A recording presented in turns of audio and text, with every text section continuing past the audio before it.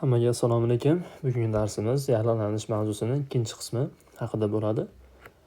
O'tgan safargi darsimizda biz yallig'lanish jarayonidagi qon tomirlar hamda interstitsional to'qimada sodir bo'ladigan o'zgarishlar, yallig'lanish mediatorlarining qanday hosil bo'lishi hamda ularning vazifalari haqida gaplashgandik. Hozir qisqacha takrorlashib qolamiz, ya'ni o'tgan safargi darsimizni.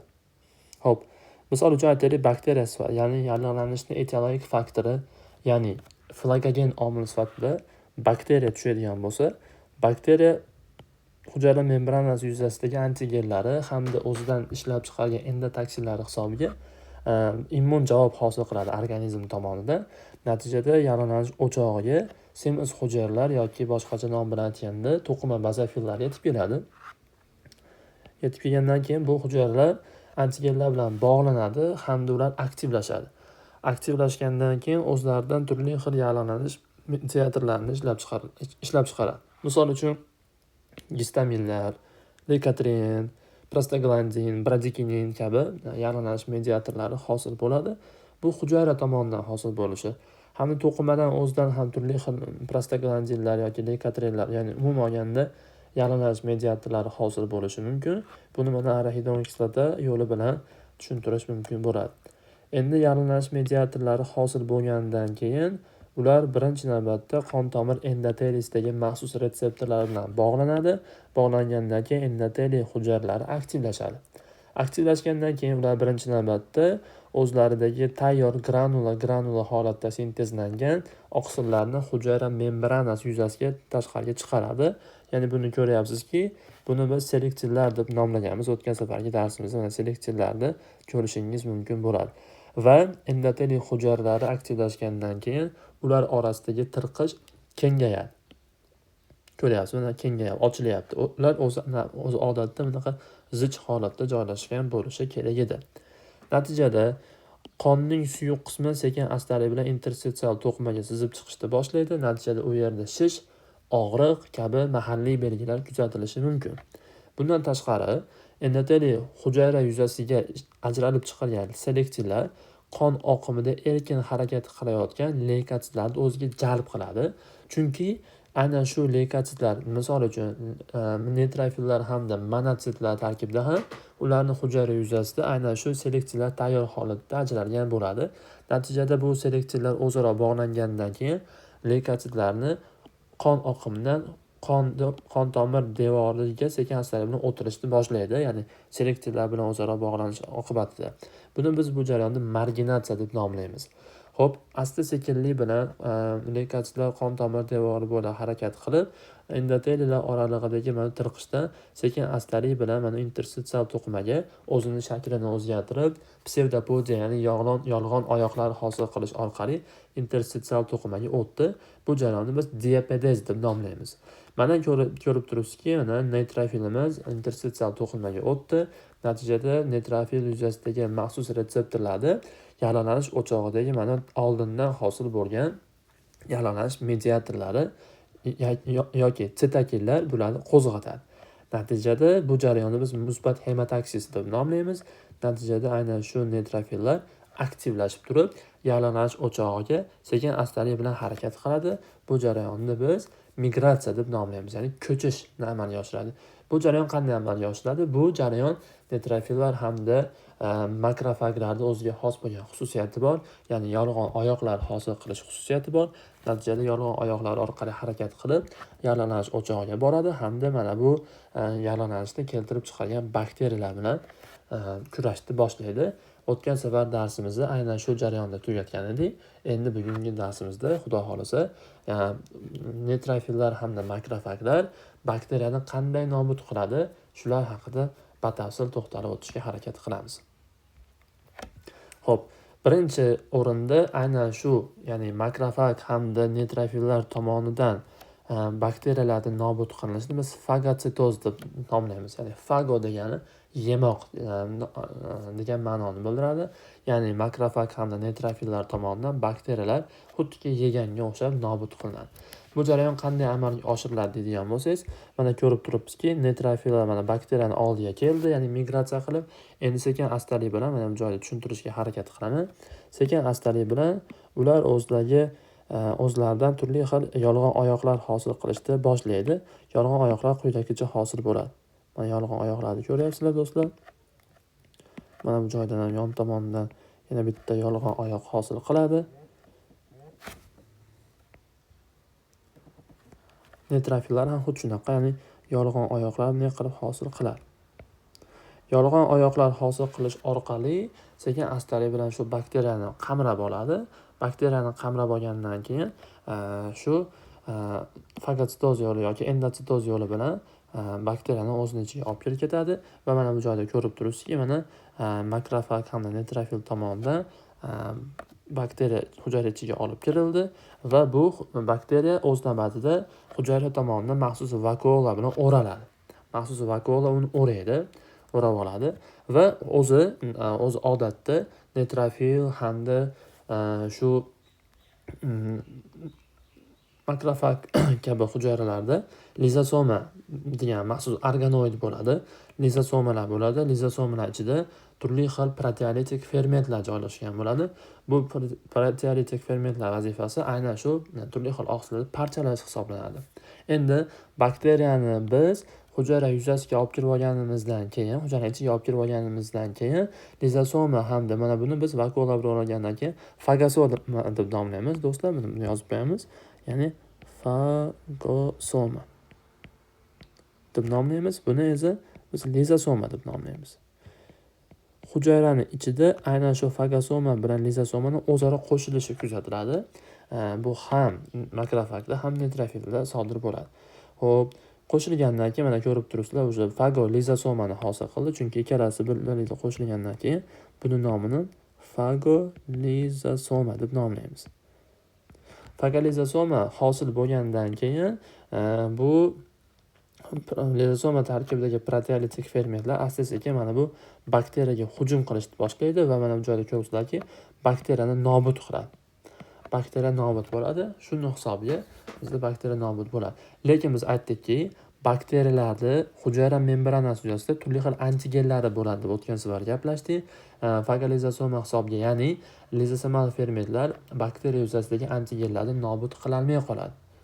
Nobud qilolmaydi. Shuni hisobiga fagolizosoma tarkibida antigenlar saqlanib qoladi. Endi qolgan jarayonlar neytrofil hamda makrofaglarda bir-biridan qisman bo'lsa ham farq qiladi. Buni hozir o'rganib ketamiz.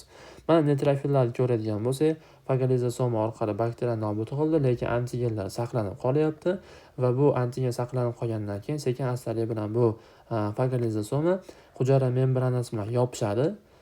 Yopishgandan keyin o'zidagi antigenlarni sekin astalik bilan chiqaradi va bu chiqqan antigenlar sekin astalik bilan limfa tuguniga ketadi. Limfa tuguniga qarab harakat qiladi. Bu neytrofillar tomonidan. Endi makrofaglar bunaqa ishni qilolmaydi. Makrofaglar bu antigenni prezentatsiyalovchi hujayra hisoblanadi. Ya'ni antigen prezentatsiya qiluvchi hujayra hisoblanadi makrofaglar. Ya'ni bu hujayralar ko'p, makrofaglar bo'lishi mumkin, beta limfositlar bo'lishi mumkin. Shu kabi hujayralar antigenni prezentatsiya qiluvchi hujayralar degan. Bularda nima ma'no bildiradi degan bo'lsangiz, mana ko'ryapsizki, mana antigenlar saqlanib qoldi bakteriyani. Shu antigenni prezentatsiya qiluvchi hujayralar shu antigenni hujayrani yuzasiga olib chiqib berish kerak bo'ladi. Qaysi hujayrani yuzasiga? Aynan shu makrofagda hujayra membranasi yuzasiga shu antigenlarni olib chiqib berish kerak bo'ladi. Bu jarayon qanday sodir bo'lishini hozir sizlarga chiroyli qilib tushuntirib qo'yaman. Makrofaglarning yadrosidan maxsus molekulalar hosil qilinadi. Bu molekulalar nomini MHC2 molekulalari deb nomlanadi. MHC2 molekulalari. Bu molekulalar oqsil tabiatning moddalari bo'lib, turli xil rekombinant holatlarga o'tishi mumkin bo'ladi. Bu degani nima deydigan desangiz, mana hujayra membranasi yuzasidagi antigenlar turli xil shaklda bo'lishi mumkin. Oddiy qilib tushuntirmoqchi bo'lsak, misol uchun yumaloq shaklda bo'lishi mumkin bo'ladi, to'rtburchak shaklda bo'lishi mumkin yoki uchburchak shaklda bo'lishi mumkin bo'ladi. Maxsus MHC2, ya'ni MHC2 molekulalari rekombinant holatga o'tib, har qanday antigenni yuzasiga yopishish xususiyatiga ega bo'ladi. har qanaqasiga moslashib ketaveradi. Aynan shu ularni rekombinatsiya qilish xususiyati hisoblanadi. Ya'ni bularni ma'lum shaklga o'tkazib yuboradigan bo'lsak, bu MHC2 molekulasi hisoblanadi. Xo'p, endi mana hujayra yadrosidan shunaqa MHC2 molekulalar hosil bo'lgandan keyin bu molekulalar asta-sekin fagolizasoma tarkibiga borib o'tirib olishni boshlaydi.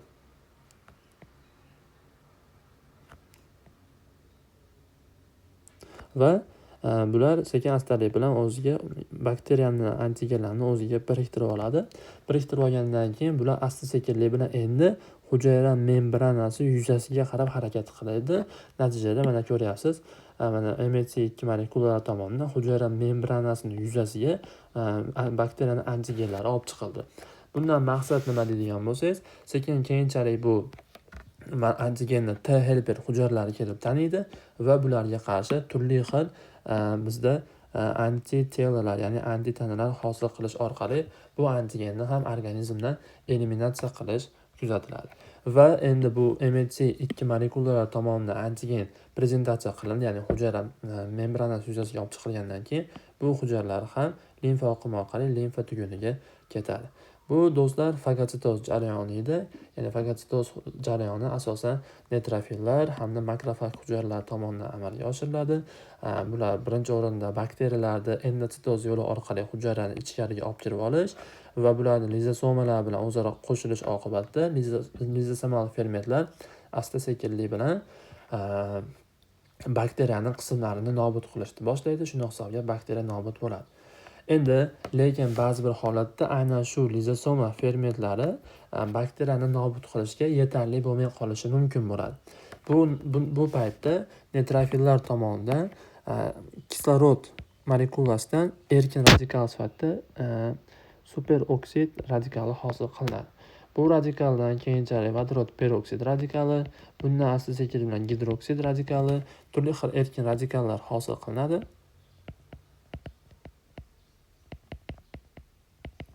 Erkin radikallar hosil qiladi. Endi erkin radikallar hosil qilishdan maqsad nima deydigan bo'lsangiz, erkin radikallar biz o'tgan safar darsimizda gaplashdikki, bular hujayra membranasini umuman olganda hujayralarni shikastlash qobiliyatiga ega. Shunday hisobga bu erkin radikallar bakteriyaga ta'sir ko'rsatib, bularni nobud qilishga yordam beradi. Shunday hisobga fagositoz ham ikki turga bo'linadi, do'stlar. Ikki turga bo'linadi. Birinchi turi bu kislorodga bog'liq bo'lmagan turi. Ya'ni kislorodga bog'liq bo'lmagan turi nimaga bog'liq bo'ladi? Bu turi lizosoma fermentlariga bog'liq bo'ladi. Endi ikkinchi fagositozning turi bu kislorodga bog'liq, ya'ni kislorod dependent deb nomlanadi. Bu holatda qanday bo'ladigan bo'lsangiz, bu holatda erkin radikallar, ya'ni free radikallar hosil qilish orqali bakteriya nobud qilinadi. Endi bitta narsa, bu hosil qilayotgan erkin radikallarimiz nafaqat bakteriyaga, balki hujayrani o'ziga ham zararli ta'sir ko'rsatib qo'yishi mumkin bo'ladi. Ya'ni bakteriyaning o'zini oqsillarini yoki umuman olganda neutrofil o'zini oqsillarini zararlab qo'yishi mumkin bo'ladi. Shunday hisobga neutrofillarning o'zi ham bakteriyaga qo'shilib nobud bo'lishi mumkin bo'ladi, do'stlar. Shunday qilib organizmdan bakteriya eliminatsiyasi kuzatiladi. Endi bu yo'l orqali, faqatgina fagositoz yo'li orqali bakteriya nobud qilinmaydi. Bundan tashqari aynan shu fagositozni qo'llab-quvvatlaydigan, fagositozni yanada chiroyli bo'lishini ta'minlaydigan turli xil tizimlar bor. Endi hozirlar bilan shu tizimlar haqida gaplashib o'tamiz. Bu tizimning nomini do'stlar biz komplement tizim deb nomlaymiz. Ya'ni komplement tizim degani maxsus oqsillar guruhi hisoblanadi. Bu oqsillar jigarda tayyor holatda sintez qilinadi va qonga o'zi normal holatda ajratib turiladi. Normal holatda qonda bular aylanib yuradi, lekin qonda aylanib yurgan holatda komplement tizim oqsillari inaktiv holatda bo'ladi. Agar bu oqsillar qayerdadir mana endoteliy oralig'ida tirqishni ko'rib qoladigan bo'lsa, sekin astalik bilan interstitsial to'qimaga sizib chiqishni boshlaydi. Maqsad nima? Biladiki, ular aynan shu endoteliy oraliq ochildimi, demak u yerda qandaydir yallig'lanish jarayoni ketyapti degan xulosa keladi. Shunday hisobga ular interstitsial to'qimaga o'tishni boshlaydi. Xo'p, endi Biz bilamizki, mana bu yerda interstitsial to'qimada haligi antigeni prezentatsiya qilingan, ya'ni antigeni hujayra yuzasiga olib chiqilgan bakteriya bor edi. To'g'ri? Bu bakteriyani tanigandan keyin ma'lum bir bizda antitelalar yopishadi bularga. Bu antitelalar yopishgandan keyin asta-sekinlik bilan bu yerga o'tgan komplement oqsillari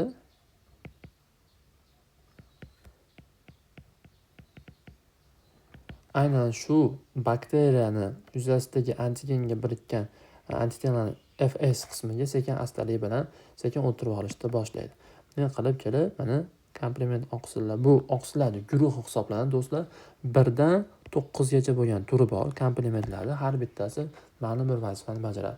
Birinchi bo'lib bu yerga komplement tizimini C1 turi kelib birikadi, ya'ni antitenani Fs qismiga C1 kelib birikadi. Bundan keyin C2 kelib birikadi, bundan keyin C3 komplement oqsili kelib birikadi. Va endi bu yerda C3 oqsili birikkandan keyin ma'lum bir ferment bor. Bu fermentning nomini biz konvertaziya fermenti deb nomlaymiz. Konvertaziya fermenti deb nomlaymiz. Bu konvertaziya fermenti kelib C3 komplement oqsili ta'sir ko'rsatish hisobiga buni ikki qismga bo'ladi. Mana ko'ryapsizki, mana C3 ikki qismga bo'lingandan keyin C3A turi hamda C3B turiga aylanadi. Bu jarayonni konvertaziya fermenti stimullaydi. Xo'p, C3 turi asta-sekinlik bilan mana bu komplement tizimidan ajralib ketadi. C3A turi endi bu yerda qoladigan C3B turi qoladi. Chunki ikkiga bo'linyapti. C3A ajralib ketyapti, C3B qolyapti. Endi sekin-astalik bilan C3ga sekin-astalik bilan C5 kelib yopishadi. C5 kelib yopishadi.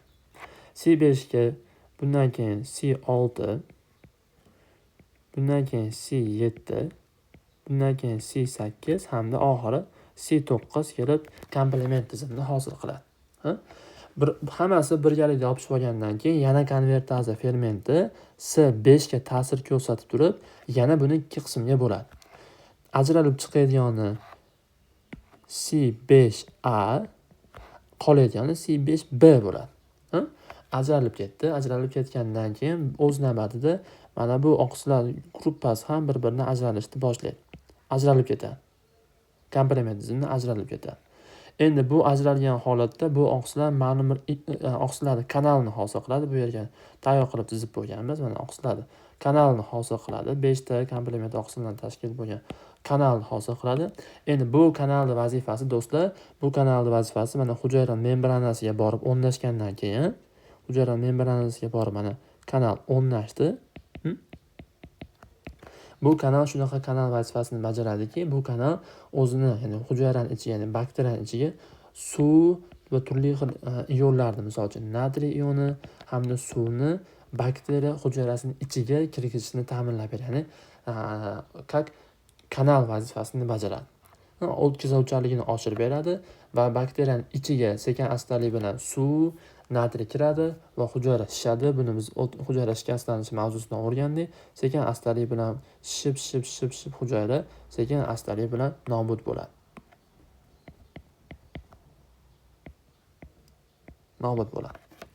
Mana nobud bo'ldi. Shunday qilib bizda hujayra membranasi, ya'ni bakteriya komplement tizimi yordamida nobud qilinadi. Endi bu yerda C3A hamda C5A komplement oqsillari qolib ketdi. C3A hamda C5A komplement oqsillari mana bu joyda biz bilamizki, yalang'och o'chog'ida bizda maxsus to'qima bazofillari hosil bo'ladi dedi. To'qima bazofillar ishtirok etadi dedi. Bundan turli xil sitokinlar ajraladi dedi. Bundan to'qima bazofildan bizda proteaza fermenti ajraladi. Proteaza fermenti ajralgandan keyin aynan bu kompleksni aktivlashtirib yuboradi. Aktivlashgandan keyin bular qanday vazifani bajaradi deydigan bo'lsangiz, bular yalang'och o'chog'iga iloji boricha ko'proq leykosit kelishini ta'minlab beradi. Ya'ni C3A bilan C5A qon tomiridan o'tib turib, o'tgandan keyin qon tomir bo'shlig'idagi turli xil leykotitlar bilan birikib olgandan keyin ularni yallig'lanish o'chog'iga jalb qiladi. Ya'ni fagositozga yordam beradi C3A bilan C5A. Endi qolganlari maxsus kanal hosil qiladi. Maxsus kanal orqali bakteriyaning ichiga bizda natriy hamda suvni kirishini ta'minlaydi. Suv bilan natriy kirish hisobiga bizda bakteriya nobud qilinadi. Xo'p, xuddi shu yo'l bilan komplementizm ishlaydi. Endi komplementizmning ikki xil yo'li bo'ladi. Birinchi yo'li bu klassik yo'l. Biz hozir gaplashayotganimiz. Endi ikkinchi yo'li boshqa alternativ yo'li ham bor. Lekin ikkalasining deyarli mexanizmlari bir xil bo'ladi. Buni qanday amalga oshiriladi deydigan bo'lsa, mana bu joyga chizib tushuntirib beraman. Buni tasavvur qilaylik, bu mana bakteriya. Bu bakteriya turibdi. Hujayra membranasi yuzasida antigenlar bor. Ularga antitela kelib birikdi. Antitelaning Fs qismiga aytdikki, birinchi navbatda C1 komplement oqsili kelib birikadi degandek. Endi C1 dan tashqari C3 komplement oqsili ham o'z navbatida birikib olishi mumkin bo'ladi antitelaning Fs qismiga. Xo'p, endi nima bo'ladi? Yana harakat jarayon ketadi. Birinchi o'rinda konvertatsiya fermenti bunga ham ta'sir ko'rsatadi. Bunga ta'sir ko'rsatib turib, buni ikkiga bo'ladi. Ikkiga bo'lgandan keyin ajralib chiqadigani C3A bo'ladi, qoladigani C3B bo'ladi. Endi bunga yana kelib turib C5 birikadi, bunga C6 kelib birikadi, bunga C7 kelib birikadi, C8 kelib birikadi va oxirida C9 komplement oqsili birikadi. Xo'p, endi birikkandan keyin nima bo'ladi? Yana konvertatsiya fermenti C5 ga ta'sir ko'rsatib, yana buni 2 ga bo'ladi. Ajralib chiqadigani C5A bo'ladi, qoladigani C5B bo'ladi. Qolgandan keyin endi bu oqsillar ham sekin astalik bilan yana komplementizmdan butunlay ajraladi. Butunlay ajralib turib, yana nimani hosil qiladi? Mana unga o'xshagan kanalni hosil qiladi. Yana buni yo'qlab olib kelsam tushunarliroq bo'ladi.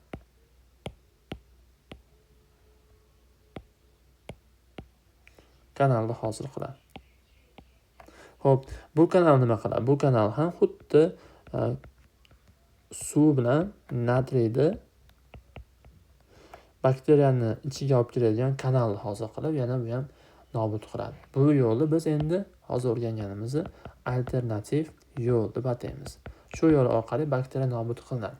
Endi bitta narsa qolib ketdi. Mana bu joydagi qolib ketgan C3B-chi. C3B qanday vazifani bajaradi degan savol bo'lishi mumkin. O'rinli savol. Hozir C3B'da vazifasini aytib beramiz. C3B komplement tizimi bu apsanin vazifasini bajaradi. Apsanin degani nima degani deydigan bo'lsangiz, apsanin bu apsanizatsiya degan jarayon bor. Ya'ni komplement tizimiga ajralgandan keyin mana bu joyda o'ziga turli xil leykotitlarni, ya'ni makrofaglar hamda neutrofillar o'ziga jalb qilishni boshlaydi. Mana buni neutrofil deb oladigan bo'lsak, bularni ham hujayra membranasining yuzasida aynan C3B'da taniydigan retseptor bo'ladi. Ya'ni buni biz C3B'da retseptor deb nomlaymiz. Sekin astalik bilan bu retseptor keladi. Chunki nimaga C3B ochilib qoldi. Sekin kelib turib mana bu C3B bilan birikkandan keyin neutrofil bilan bakteriya o'zaro qo'shilgan bo'ladi. Natijada yana neutrofil tomonidan bakteriyani nobud qilinishi, ya'ni fagositoz amalga oshadi. Bunda ham C3B xuddi shunday vazifani bajaradi. Aynan bular bu komplement tizimini vazifasi hisoblanadi. Komplement tizimi to'g'ridan to'g'ri hujayrani nobud qilishi mumkin. Ya'ni ion kanalni hosil qilish orqali hamda C3B ajralib qolgandan keyin o'ziga neutrofillarni tortib fagositoz jarayoniga yordam berishi mumkin bo'ladi. Umumiy aytganda komplement tizimi bilan bog'liq bo'lgan jarayonlar bilan birinchisi mana bu ion kanalni MAC deb nomlanadi. Ya'ni MAC degani bu membrana attacking complex degan.